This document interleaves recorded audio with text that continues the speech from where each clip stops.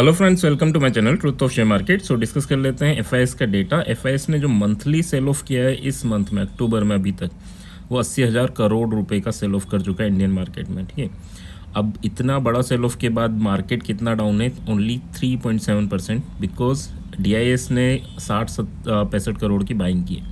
ठीक है, इसलिए मार्केट संभला हुआ है। बट अब नेक्स्ट डे के लिए क्या डेटा बिल्ड हुआ है और आगे हम किस वे में प्लान कर सकते हैं। तो first of all this video is only for education purpose. यहाँ मेरा Telegram link and WhatsApp number given है, सो प्लीज़ ज्वाइन कर लें। स्टार्ट करते हैं विद बिग प्लेयर डेटा। तो आज का जो डेटा है दैट इज़ 5400 करोड़ की इनकी सेलिंग है ना। 5500 करोड़ की यहाँ सेलिंग कर रखी है और 5200 करोड़ की डीआईएस ने बाइंग कर रखी। तो नेट टू नेट इन्होंने जितना सेल किया उतना डीआईएस ने बाय कर लिया। तो अच्छा खासा अमाउंट में सेल किया है आज भी एफआईएस ने।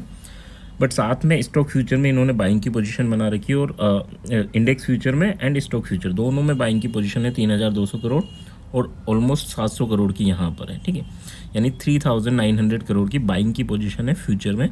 शॉर्ट टर्म के लिए थोड़े से बुलिश हुए हैं क्योंकि इंपॉर्टेंट लेवल तक हमारा भी डिस्कशन था कि यार 750 पे जाके एक बाउंस आना चाहिए, तो वो आज देखने को मिला। अब ये सस्टेन करता है नहीं करता, देखो अगर मार्केट को ऊपर भी जाना है तो अभी थोड़ा हो सकता है कि यहाँ पर रुके।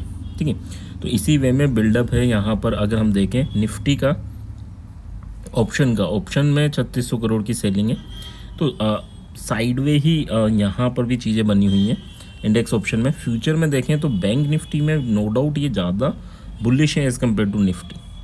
ठीक है, तो बैंक निफ्टी में क्यों बुलिश है? क्योंकि बैंक निफ्टी में एचडीएफसी का रिजल्ट है। ठीक है, एचडीएफसी लीड करता है बैंक निफ्टी को, तो उसका रिजल्ट है 19 को यानी सैटरडे में, और डायरेक्टली इम्पैक्ट देखेगा मंडे में। तो यहाँ पर ये बुलिश है। आज अगर बात करें विक्स डाउन हुआ है, दैट इज़ पॉजिटिव न्यूज़ है ना, और निफ्टी सेंसेक्स दोनों अप हुए हैं। साथ में यहाँ ऑप्शन सेलिंग है तो ये भी पॉजिटिव न्यूज़ है। फ्यूचर बाइंग है तो दैट इज़ पॉजिटिव। तो डेटा साइडवे टू बुलिश है। ठीक है, अब ये देखना इम्पोर्टेंट है कि मार्केट कल किन लेवल्स को तोड़ता है तो हमें बुलिश होना है और कहाँ पर रेजिस्टेंस फेस कर सकता है। ठीक है, तो 24,890 अगर ये टूटता है तो 25,032 है ना, 25,030 का लेवल। एंड अगर ये टूटता है तो फिर इसके बाद 25,158 तक मार्केट जा सकता है। ठीक है, तो लेवल वाइज हमें याद रखना है कि यार यहाँ पर अगर हम कोई पोजीशन बनाते हैं और मार्केट हमारे डायरेक्शन में जाता है तो हमें बीच में बुकिंग नहीं करनी। हमें कोशिश करना है कि 25,000 के बाद ही बुकिंग करें, यानी 100-150 पॉइंट लेके ही बुकिंग करें। और इसके ऊपर मार्केट निकलता है, सर्वाइव करता है, तो फिर हम 150 के लिए ही सोच के चलें। ये नहीं कि 30-40 पॉइंट ऊपर गया और हमने बुकिंग कर ली। ठीक है, सिमिलर वे में अगर हम बात करें, अगर यहाँ कंटिन्यूसली रेजिस्टेंस फेस किया तो ये हो सकता है कि एक बार फिर इसे रिटेस्ट करना है। ठीक है, यहाँ तक भी नहीं आए तो 800 तक तो एक बार आ सकता है ना। अगर यहाँ रेजिस्टेंस फेस किया, क्लियरली वर्ड समझना, रेजिस्टेंस फेस करेगा तभी, अगर ऊपर है तो नहीं, है ना। ऊपर सपोर्ट फेस कर रहा है तो फिर ऊपर जाएगा। ठीक है, और नेक्स्ट बियरिश कब होंगे? तो 730 का लेवल अगर टूटता है तो फिर आप बियरिश हो सकते हो for the target of 24,600 and 24,470।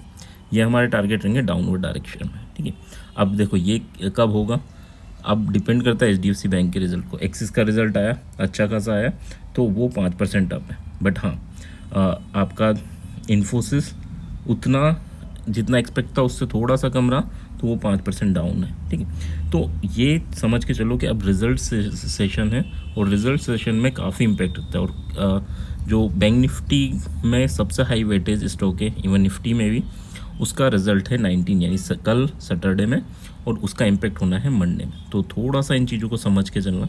ठीक है, मार्केट के एनालिसिस में मत जाना कि रिजल्ट पॉजिटिव है नेगेटिव है, आप चार्ट पे जाना कि रिजल्ट पॉजिटिव है नेगेटिव। वो चार्ट बता देगा। बुलिश कैंडल्स बनती हैं, सर्वाइव करता है तो नो डाउट पॉजिटिव है, और अगर बियरिश कैंडल बनती है तो आपका नेगेटिव रिजल्ट मार्केट लेके चल रहा है। चाहे यूट्यूबर्स कुछ भी बताएं, उस पर नहीं जाना होता है ना। आई होप ये निफ्टी का पार्ट हमें क्लियर होगा।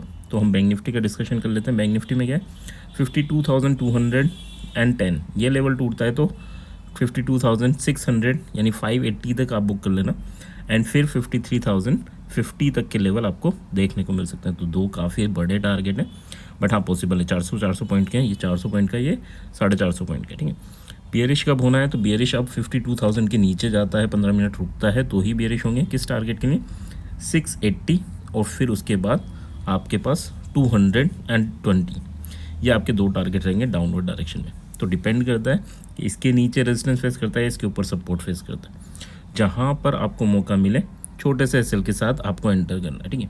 यानी जो भी कैंडल ब्रेकआउट दे उस कैंडल के लो को एसएल लेके चलना है, और अगर ब्रेक डाउन दे तो फिर उस कैंडल के हाई को आपको एसएल लेके चलना है। ज़्यादा रिस्क नहीं लेना। अब मान लो ब्रेकआउट दे और आपका एसएल हिट करके फिर दोबारा जाए तो फिर री एंटर करना होता है, इसीलिए छोटे एसएल पे कट करना ज़रूरी होता है। और मान लो आपका एसएल हिट करके नीचे जाने लगे तो हम नेक्स्ट पोजीशन बेरिश बना सकते हैं, क्योंकि हमने छोटा सा एसएल ले लिया। तो इसमें मैं आपको प्लान करना होगा। आई होप यहाँ तक चीज़ें क्लियर हैं तो please like and comment. Thank you.